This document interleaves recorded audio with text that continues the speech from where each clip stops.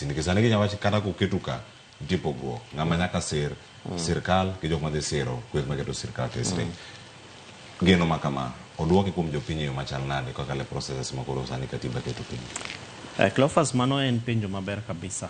To king'iyo tienge mopogore opogore moseket mag miyo japiny duol kaka public participation en gima very very important. To ng'enyne ok wane ka e weche mag IEBC gi imiyo japiny duonde, kata obedo ni samoro wan gi vetting processes matimore e bunge kacha. Tineno ka en gima already en closed, manyiso ni jogo ma are conflicted, jogo ma nigi lang gi ma gidwa ni mondo bedi. Jasiasa biro nyisi ni anto into ok wayie kodi, omiyo kata ka obedo ni in gi papers ni ler kendo chal kamae, to anto kadhi yieri nikech wang'e ni in supporter mar so and so. To anto so and so no ok en jakanyo mar chama marwa. Omiyo dware ni mondo ng'atno ma japiny omiyo thuolo mar mondo obed kaka representative mare ong'e ni en kacha courtesy of and auspices of dwaro mar japiny.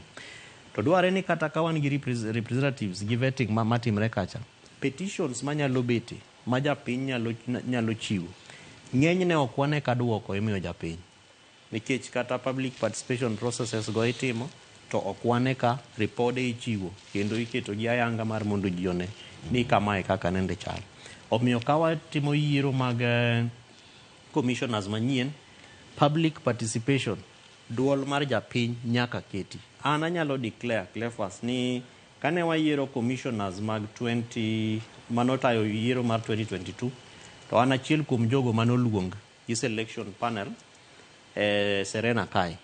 To ne oluonga nikech ne gidwaro different stakeholder groups manyalo miyo gi paro kako ripo bed ni isiro duol mar IEBC. So I was speaking on behalf of special interest groups, joyudhe, ma koro ne gipenjowa ni to ang'ono ma wanyalo timo mondo o enhance joyudhe mondo okaw kura, joyudhe mondo ochung kaka jokanyo minyalo yieri, kendo joyudhe mondo kata ka inyalo migi thuolo e commission, which we have not seen any youth commissioner under 35 years old, pok waneno. To nanyiso gi ni mokwongo keturu gi miluongo ni kauru commissioner ma rawera. Wane ka commission bende nyalo miyo rawera joyouth space as commissioners, and one about 22 youth ma anang'eyo ni no apply mondo bed commissioners, tok no yiergi.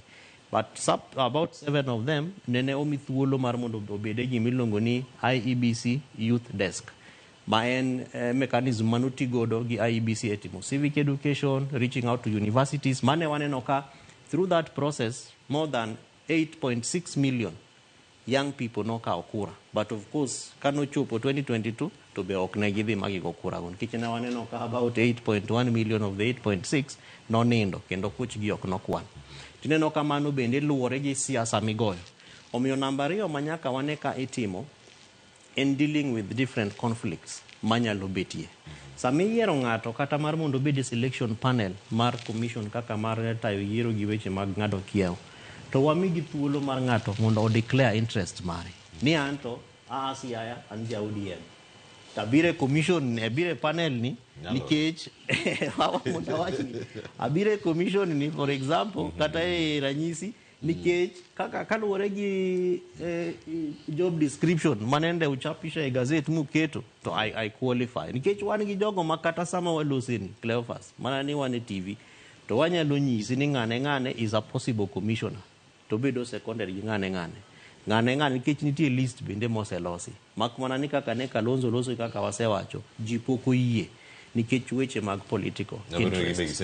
Giseng'eyo kendo ging'eyo. Kineno kaka for example weche mag ambassador Kokimuli, there must be a reason momiyo Mheshimiwa Kalonzo Musyoka insist ni kata obedo ni political parties liaison commission ong'ado ni nitiere ng'at mopogore opogore to nyaka Kokimuli bed kacha. Ineno ka koro mago gin gik maduoko chuny japiny chien kendo ok mi japiny thuolo mar mondo obed ayanga e weche manyalo nyiso kaka yiero mag jo selection panel ma bende konyo wa e tayo kaka jo IEBC idhi keti. Erokamano nyang' waduogo mondo rangi sari oseromo ka odarango kiwacho ni gin weche mag public participation. Pa japiny dhi donjo kanye kar ka e chenro gi dwa duogo ka kodwa kili mondo miang' lerno ane ka ni